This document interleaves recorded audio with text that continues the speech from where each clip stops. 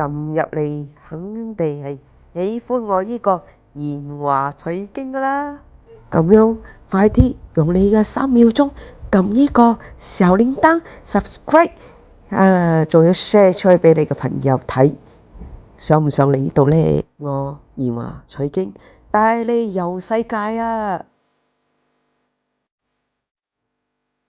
最近你有冇發現到你係咪同啲朋友好似唔想同你講嘢，或者你啲朋友無端端同你又覺到佢又同你衝突啊？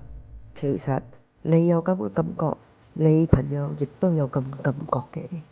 其實呢個係正常反應嚟㗎。喺呢個5月入邊，肯定有呢個跡象，你好似同個個都唔啱。哇！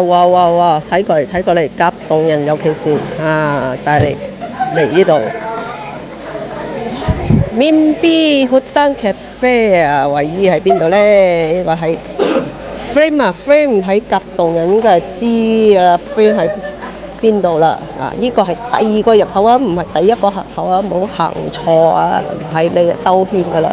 呢個第2個入口，我都係第一次嚟呢個第2個入口啊，原來有呢個位嘅。呢度嘅風景好靚。呢度開咗一個 Mimpi Hutan Cafe 好多人嚟，所以你唔係急凍都冇所謂，記得嚟啊嘛！呢度好大自然啊！遲啲嚟都冇嘢食啦，係飲水啊！睇幾多人啊！自己可以帶 cam 嚟啊，帶嗰啲席嚟啊，可以鋪喺樹下低嗰嚟，慢慢喺度享受大自然啊！